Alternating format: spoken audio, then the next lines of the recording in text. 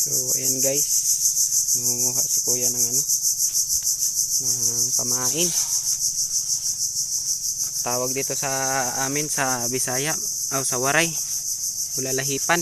Yan, ulalahipan na dagat. Ulalahipang dagat yan, gumagalaw pa guys.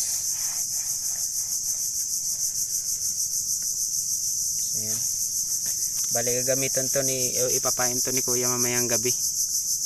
Hanggang umaga daw sila pag nag-aano nito, pag namimingwit sila doon sa medyo malalim-lalim na part. Yan.